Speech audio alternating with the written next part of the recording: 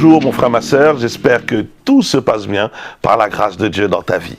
Alors, nous sommes en train d'avancer sur notre thème, le combat de la connaissance.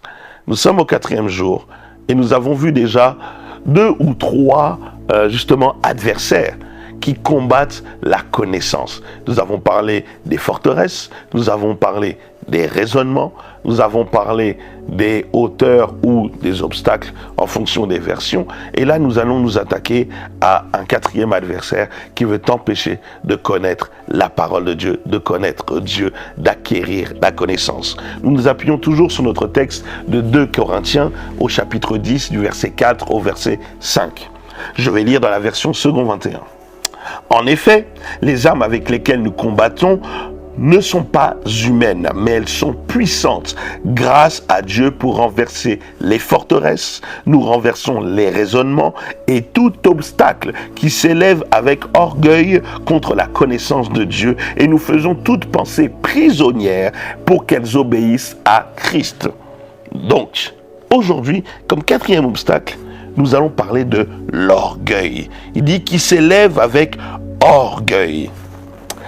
L'orgueil, il peut y avoir plusieurs définitions, mais j'aimerais un peu plus simplifier ça tout simplement aujourd'hui par rapport à notre thématique, qui est vraiment le fait de rechercher la connaissance de Dieu. Nous voulons connaître Dieu, mais nous nous rendons compte qu'il y a des obstacles. Et cet obstacle, l'orgueil, c'est un peu cette pensée qui te dit « Ah, laisse tomber, tu vaux plus que ça. » Quoi? Pardonner. Arrête, c'est rabaissant. Pardonner, c'est humiliant. Hein? Faire ça, c'est humiliant. Quoi? Tu vas te taire alors qu'on t'a insulté. Comment? Tu peux pas te taire comme ça? Hein? Et un peu d'estime de toi quand même. Hein? Quand même, on peut pas t'insulter comme ça. Hein? Montre que tu as un peu d'ego. Tu es un homme, tu es une femme. Tu peux pas te laisser faire comme ça. Tu as vu ton âge. Hein? Et tu fais comme si tu étais un bébé. Non, parle encore. Hein? Comment tu peux laisser cette situation passer? C'est un signe de faiblesse de ne rien dire.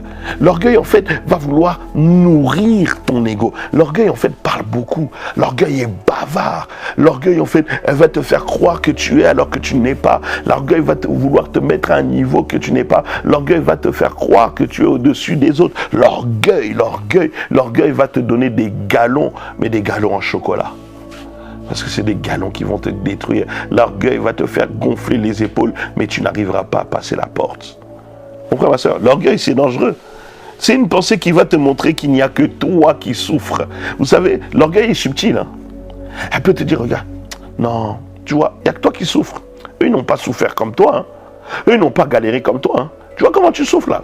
Ils ne connaissent pas. Laisse. D'ailleurs, tu vois, c'est pour ça qu'ils ne te comprennent pas. L'orgueil est subtil. Elle va te faire croire que les gens, ils ne comprennent pas parce qu'ils ne savent pas les endroits par lesquels j'ai traversé.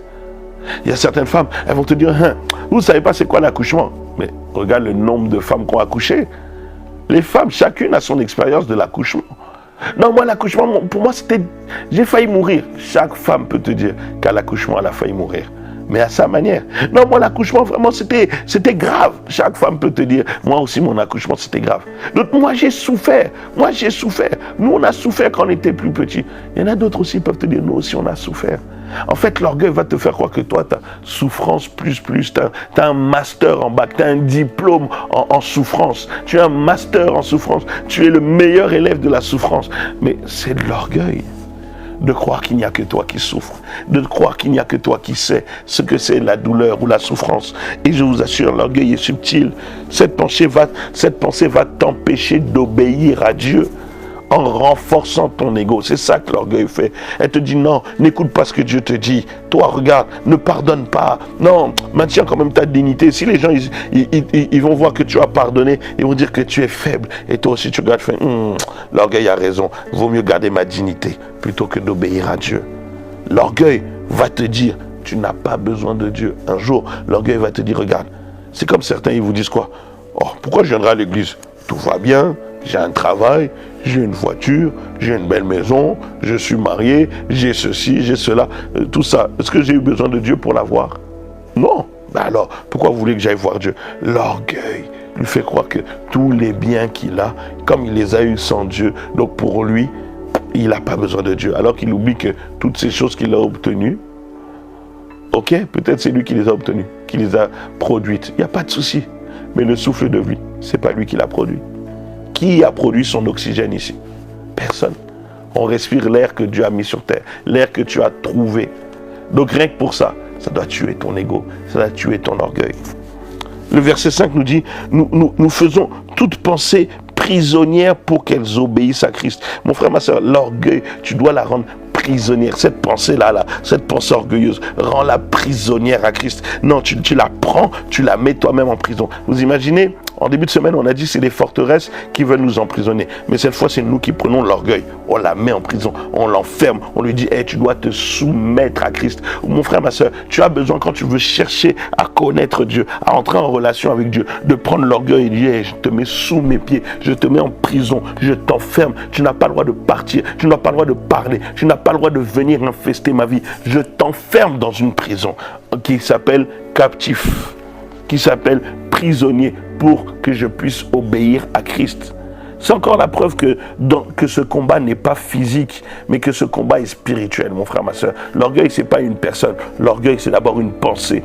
Et cette pensée rend les gens orgueilleux. Derrière les gens qui te combattent, qui te mettent des bâtons dans les roues ou qui te haïssent, se cache toujours un mauvais esprit, se cache toujours une mentalité qui touche l'intérieur de l'âme de la personne. C'est pour ça, mon frère, ma soeur, la forteresse peut passer par quelqu'un, le raisonnement peut passer par une personne, comment ça s'appelle, les obstacles, les hauteurs peuvent passer par une personne, l'orgueil peut passer par une personne qui va venir te parler, t'intoxiquer et tout. Mais derrière cette personne, il y a un esprit qui veut t'empêcher de connaître ce que Dieu est pour toi, ce que Dieu a pour toi.